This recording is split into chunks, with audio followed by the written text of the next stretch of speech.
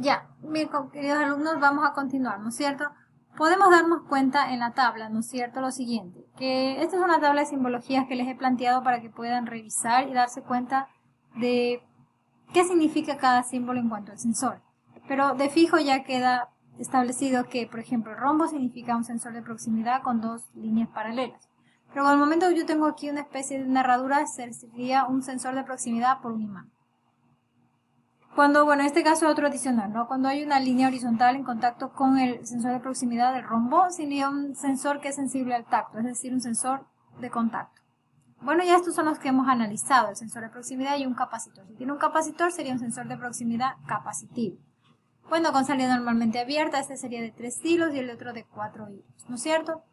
Ya, y así, bueno, podemos ir analizando. Obviamente luego van a haber ciertas diferenciaciones. Por ejemplo, este de aquí, tenemos que hay un sensor de capacitivo sensible por proximidad a sólido. Ya, no solamente está como sensor de proximidad indicando que está el sensor de proximidad y el capacitor, sino también hay una barra que indica que es un sensor de proximidad capacitivo, pero para sólidos. ¿Ya? Entonces, luego van a ver que van a ir diferenciándose cada vez más, pero finalmente el concepto inicial es el mismo. Y es lo que yo quiero que ustedes comprendan, que se refieran a estos elementos de aquí. Luego ustedes, por aprendizaje autónomo o quizás haciendo cursos de instrumentación intermedia y avanzada, pues van a poder tener mayor conocimiento sobre el etiquetaje, conexión de todos estos tipos de sensores. Ahora bien, algo importante que yo quiero que ustedes entiendan y estén conscientes es de lo siguiente. A pesar de que, aparte de que existe obviamente la simbología que define a cada tipo de sensor, ¿no es cierto? Y también la conexión referente a los colores, también existen tipos de sensores en cuanto a corriente continua. Por ejemplo, existen sensores que se configuran con NPN o PNP, como ustedes pueden ver aquí, NPN o PNP. Es importante que entiendan eso porque en función de eso será la conexión, ¿ya? Si vemos aquí este dibujo, tenemos en este caso no está marrón, sino rojo como alimentación positiva, y azul sí se mantiene como alimentación negativa, ¿ya? Ahora bien, aquí tenemos, por ejemplo, que la salida de este sensor será hacia la carga, pero el borne positivo, y la salida de esta carga irá hacia la alimentación negativa. Eso no sucede con NPN, sino que sucede lo contrario. Más bien ahí la salida de la carga se alimenta al borde negativo y la salida de esa carga pequeña de ahí se alimenta hacia la alimentación positiva del sensor. ¿Me explico? Esta es la parte similar pero con un dibujo más grande. Vámonos aquí, que aquí creo que se comprende mejor. Si yo estoy trabajando con un sensor PNP, alimento de la misma forma como se indica, positivo marrón, negativo azul. Si estoy trabajando con NPN, igual, positivo marrón, negativo azul. Eso no va a cambiar. ¿Dónde cambia? Cambia en la salida. ¿Se dan cuenta? Si yo alimento una carga, ¿qué puede ser una carga? Por ejemplo, que el contacto se cierre y se ilumine algo, o suene algo, ¿no es cierto? O envíe un dato al PLC, independientemente de lo que sea. Si yo trabajo con un sensor PNP, entonces a esa carga, a ese algo, tendría que alimentarlo a la salida y para cerrar el circuito lo alimentaría a la alimentación negativa si estoy trabajando con PNP.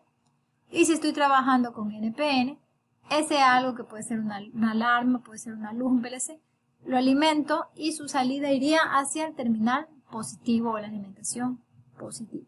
¿Ya? Eso es lo que difiere. Ninguno es mejor que el otro, cada uno tiene sus propias características y depende netamente de la aplicación industrial que se utilice.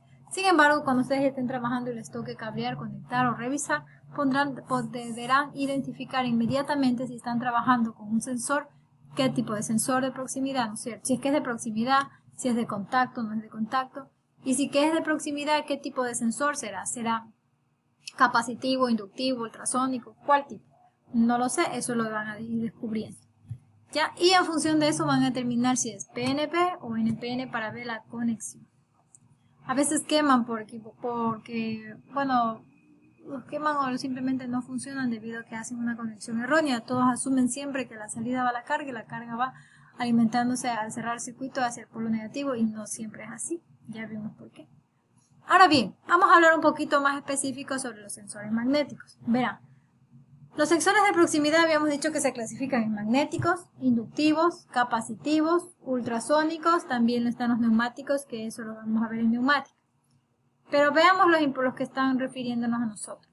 Los magnéticos son sensores de proximidad magnéticos, también llamados sensores RIT, ¿ya? Que reaccionan frente a un campo magnético que es generado por imanes o electroimanes instalados en dispositivos móviles. Al aproximarse a un campo magnético se cierran los contactos, dando paso al flujo de corriente que genera la señal en el sensor. Estos sensores pueden tener, digamos, un contacto abierto y en presencia de un campo magnético dado por un imán o electroimán, se cierra. En otras palabras, un sensor magnético es un sensor que reacciona frente a un campo magnético. Eso quiero que quede claro. Ellos no generan un campo magnético. Ellos sí están, porque tienen internamente un elemento que de hierro por lo general, que cuando están en presencia de un campo magnético se cierran si están abiertos, y que si están cerrados se abren. Pero si se encuentran en el medio en presencia de un campo magnético, ¿ya? Ahora aquí, una aplicación podemos verlo en los cilindros neumáticos, puesto que incorporan imanes permanentes en el émbolo, induciendo un cambio de estado en el sensor. Entonces, como tienen imanes permanentes en el émbolo, al estar en contacto con este sensor de proximidad magnético, están en presencia, ¿no es cierto? Entonces su estado de abierto cambia a cerrado y de cerrado a abierto. Bien, aquí tenemos otro ejemplo que son típicos en las ventanas que ponen como alarma o en las puertas, ¿ya? Tranquilamente se encuentra por el circuito magnético cuando está en presencia del campo magnético. Al cerrarse el contacto, al cerrarse el dispositivo, pues internamente o se abre o se cierra el contacto dependiendo de cómo estuvo. Y en función a esta salida se le puede conectar hacia una alarma. ¿Ya? Si se dan cuenta, de ahí es que sale. Ahora tenemos lo que son los sensores de proximidad inductivos. Como punto clave, y quiero que ustedes se memoricen, los sensores inductivos solamente pueden detectar metal. Solamente pueden detectar objetos metálicos, no pueden detectar más que eso, ¿ya? Y ahora vienen sus características. Los sensores de proximidad inductivos se utilizan para detectar la presencia de piezas metálicas en un rango de distancia que va de 1 milímetro hasta 30 milímetros. Ese es el rango, ¿no? De 1 a 30 milímetros. Quiere decir que tiene un alcance de 29. Recuerden que era la diferencia entre el superior menos el inferior, 29 milímetros. O también pueden llegar hasta 75 milímetros, lo cual dará un alcance de 74 milímetros, ¿ya? Eso se refiere a los sensores inductivos. Trabajan mediante la inducción de corrientes parásitas o corrientes de Eddy en piezas metálicas. Dichas corrientes provocan un cambio en la amplitud del campo magnético generado por el sensor. Esta resolución del campo magnético genera una señal eléctrica que se aprovecha para indicar la presencia de un objeto metálico en la cercanía del sensor. Verán, el sensor inductivo detecta piezas metálicas, correcto, estamos bien hasta ahí. Pero no solamente eso, él genera un campo magnético. Y cuando genera un campo magnético, cualquier cosa que interfiera a su campo magnético es detectada por este sensor. Ese campo magnético que genera logra tener un rango de 1 a 30 milímetros o de 1 a 75 milímetros. Y cualquier cosa que interfiera dentro de ese campo magnético que genera el sensor inductivo, este lo detecta y envía una señal a través del terminal negro, que es de salida. En otras palabras, es como que el sensor inductivo fuera un Saiyajin y tuviese una cobertura de energía generada por él mismo, ya que es el campo magnético. Cualquier cosa que intervenga a su pequeño espacio o cápsula que genera este campo magnético es detectado por él mismo y esta señal es enviada a través del cable negro que indica, oye, se detectó tal cosa, oye, esta tal vez está cerca, activa alarma, activa esto, cierra esto, abre esto, enciende tal luz. Eso es lo que hace el sensor inductivo. Detecta solamente objetos metálicos. Eso es todo de esta parte. Y aquí podemos ver unos cuantos gráficos. Ahora vamos con los... Yo igual les dejo estas diapositivas para que ustedes puedan revisar de manera más específica e investigar si gustan. Me gustaría que investiguen más información también respecto a lo mismo. Ahora vamos con los sensores de proximidad capacitivos. Ellos hacen lo mismo que los inductivos. La gran diferencia es que ellos, en primer lugar, pueden detectar objetos metálicos y no metálicos. Eso grábense ya. Metálicos y no metálicos pueden detectar los sensores de proximidad capacitivos.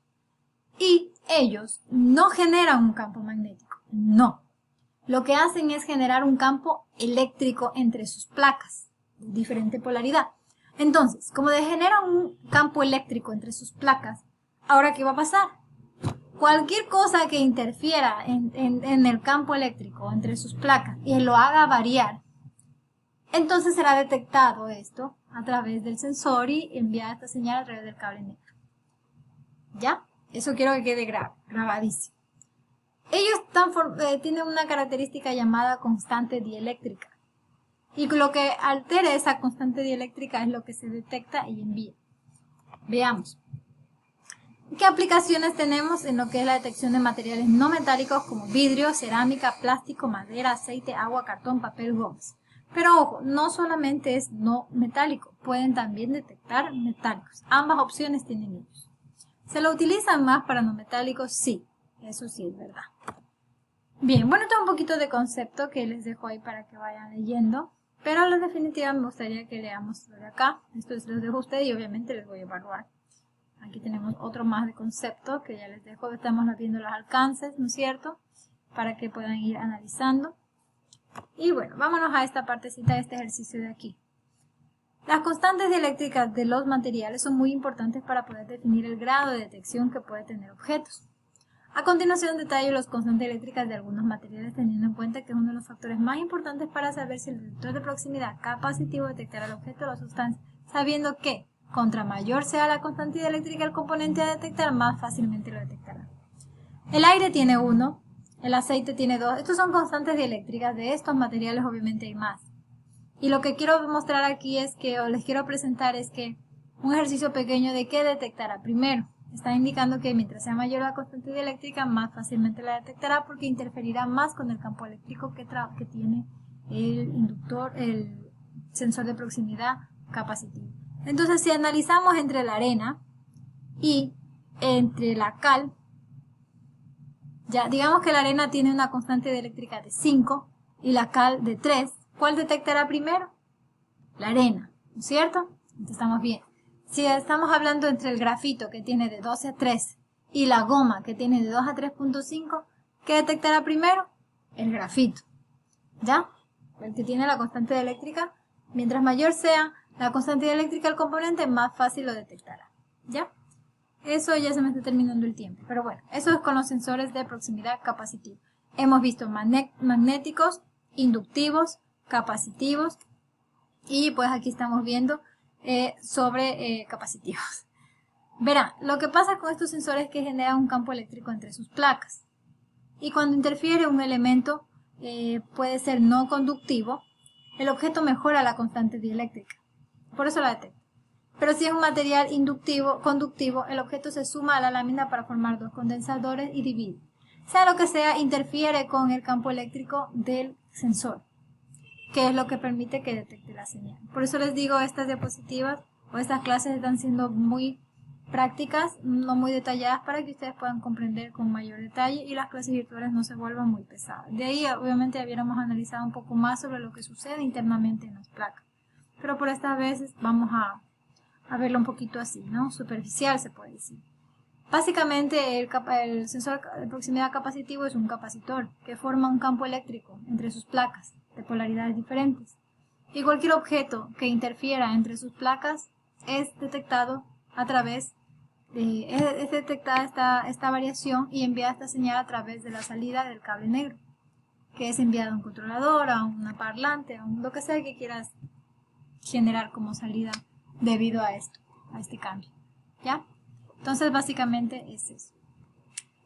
Y bueno, se los utiliza bastante, por ejemplo, en lo que son diversos, se utiliza capacitivo. El agua, vamos a ver qué constante dieléctrica tiene el agua. El agua, mire, el agua tiene 78.2. Entonces uno diría, ¿pero qué va a detectar primero? Puede detectar el recipiente, ¿no es cierto? ¿Ya? Puede detectar el recipiente. ¿El recipiente qué podría ser? Veamos si logro detectar. Ya, digamos que es un recipiente de vidrio. El recipiente de vidrio tiene 5.49.9 de constante dieléctrica, ¿no es cierto? Pero el agua tiene una constante dieléctrica, donde está, se perdió, 78. Entonces, obviamente va a detectar primero al agua antes que al vidrio. No es que no puede detectar el vidrio, sino que entre estas dos, a quien detecta primero será el agua, ¿sí? Y se puede hacer una programación para detección de nivel mínimo y nivel básico, que eso lo hacen por lo general ya en programación PLC, en la materia que continúa esta. Ahora también vamos a ver los sensores de proximidad ópticos y finalizaremos con los de ultrasonido. Pero eso será en el siguiente video, así que pongan atención porque en la siguiente clase hay lección.